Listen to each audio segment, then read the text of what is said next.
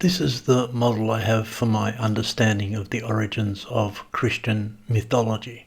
I'm sensitive to a number of significant shifts in New Testament studies in recent decades, some of them academic and scholarly and some popular and advanced by independent researchers. The main shift is a deeper awareness of the Hellenic and Roman context in which the Gospel narratives, as well as Acts and letters, and the wider phenomenon of Christianity itself, or Judaism for Gentiles, were formed, and the degree to which they are properly considered Greco-Roman productions that, if anything, are counter-Jewish, always keeping in mind that we're talking about Second Temple Judaism.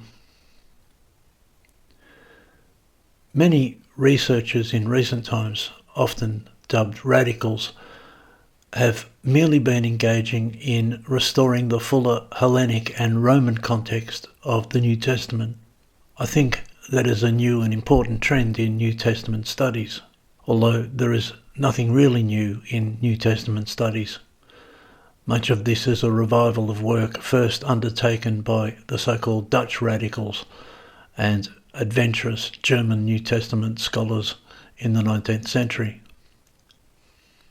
For a start, the Gospels and Acts and letters are understood to be literary creations rather than historical reportage, and all with a great debt to Plato and Homer. The Oriental Plato is pervasive in the intellectual world of early Christianity. Platonic influence is profound. The Gospel narratives are shaped by the drama of Socrates, and Platonic rhetoric shapes New Testament text throughout. The seedbed of Christianity is Ptolemaic Egypt and the Judeo-Platonic synthesis of Alexandria. The entire Gnostic tendency in early Christianity is essentially Platonic in inspiration. The Gnostic tendency is itself supersessionist. It is part of a struggle to find a position that supersedes Second Temple Judaism. The Platonic strategy, which we see in Marcion, is to view the God of the Hebrews as a lesser deity, elevating some version of the Platonic one, Marcion's unknown God, above him. Supersession, then, is, as I said, the great Christian theme. A good Platonic God replaces the tribal God of the Hebrew Scriptures. A New Testament replaces the Old. The law of Christ replaces the law of Moses. The Church becomes the new or the true Israel. The antitheses of Marcion. Marcion wrote these out in the now lost work, The Antitheses. Those engaged in this supersession turned to Plato, like the Plato of Philo-Judaeus, as a fountainhead of inspiration. We see it most obviously in the fourth Gospel. In the beginning was the Logos, noting that this is intended to supersede the book of Genesis at the beginning of the Hebrew Scriptures. The Gospel of John was intended as a new book of Genesis. The Platonic Logos replaces the capricious Hebrew God. I'm sensitive to all those studies that find Plato at the foundations of the whole Judeo-Christian edifice. Even the Torah. There is no evidence of the Hebrew Scriptures before the Septuagint. The myth-making begins, under Platonic inspiration, in Ptolemaic Alexandria. The Christian movement appears as a further project of the same intellectual establishment. Similarly, the Christian narratives have been profoundly shaped by Homer.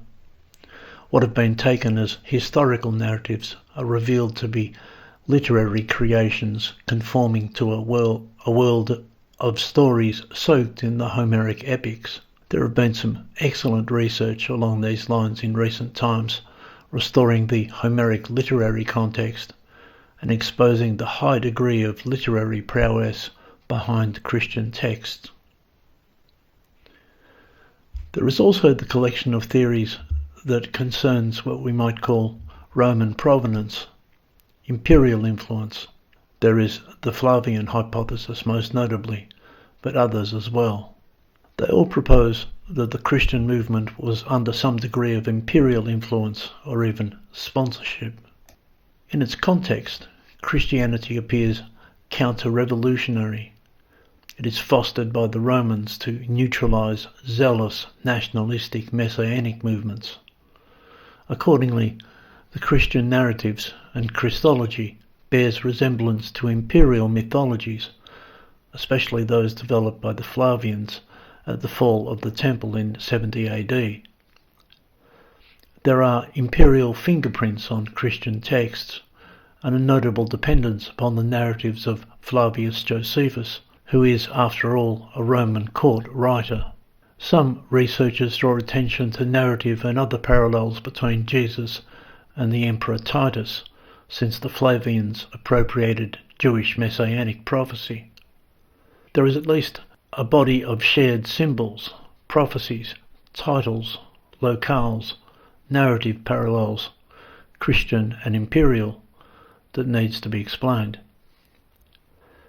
This is a radical viewpoint and is considered an odious trend in New Testament studies, I'm sure. It asks, to what degree do the Christian narratives serve or are shaped by Roman imperial propaganda? It's a valid question nonetheless.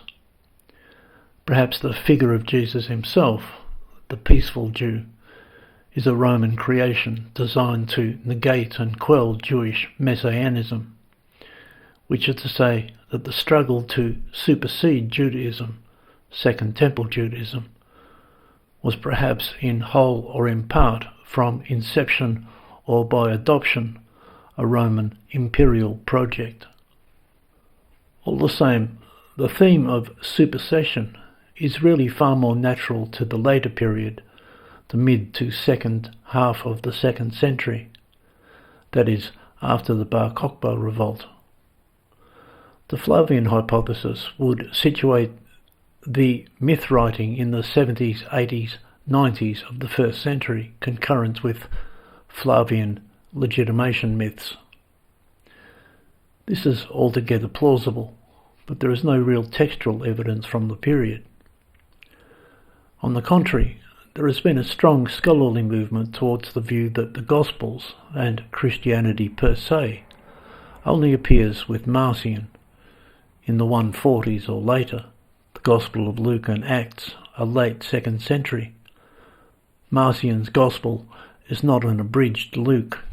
It is perhaps the earliest of all the Gospels. The Gospels begin there, mid-2nd century. It cannot be an accident that Marcion is a contemporary of Aquila, who undertook a revision of the Septuagint, both men from Sinope, post-Bar Kokhba. Aquila undertakes a new version of the Hebrew Scriptures. Marcion undertakes a new scripture, a New Testament.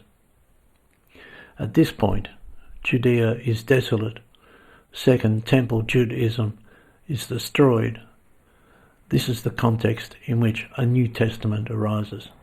I suppose that at this time all the various Jewish rebellions are conflated into one. This is important for understanding the tangle of references and allusions that are replete in and characteristic of Christian myth and literature. The Maccabees, the Herodian tax revolt, the Jewish war, the Second War, they are all a struggle against the troublesome form of Jewish messianism that had plagued Roman eastern provinces. It is from the vantage of the aftermath of the Bar Kokhba revolt, when Jewish messianism was finally smashed, that we find reflections on Second Temple Judaism and the need to supersede it. As it happens, Rabbinic Judaism and Christianity superseded Second Temple Judaism. The contention with the Pharisees in the Gospels, with hardly a mention of the Sadducees, reflects a late 2nd century situation where only the Pharisaic rabbis remain. In the Christian stories, we find allusions to the whole drift of Jewish revolts and sundry messianic figures all conflated together. There appear to be types of historical allegories about earlier uprisings. Different historical periods are all superimposed. This can only happen in the aftermath of the Bar Kokhba revolt. I'm open to studies, academic or independent, that are reconsidering the knotty problems of New Testament studies from these perspectives. The picture that emerges is that the Christian literature is a type of supersessionist literature made in the mid-2nd century onwards in the aftermath of the Second Jewish War, a literature that at that point draws upon supersessionist material and themes from the Flavian period. What was begun after the First War is completed after the Second. That is how I see it. What was begun after the First War is completed after the Second. Marcion is the point at which it emerges and congeals. Marcion's whole project is to supersede Second Temple Judaism.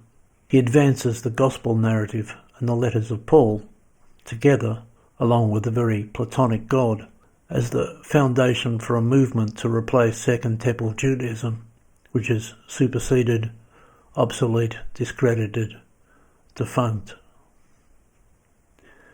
He's at first very successful and influential and welcome in the Roman establishment, before being anathematized as the arch-heretic. Our view of Marcion has been wrong. He was accepted in normative Christianity for a long time before orthodoxy settled against him. He emerges as the pivotal figure in formative Christianity. If the New Testament narratives are shaped by Plato and Homer, and the imperial mythology of the Flavians highly constructed, they first took shape in the time of Marcion, after the Second War, as a supersessionist literature. Noting that the orthodoxy that prevailed against Marcion was not starkly supersessionist, but rather abrogationist, which is slightly different. The Old Covenant is abrogated. The Old Testament is retained to be abrogated by the New, and supersession comes about in that way.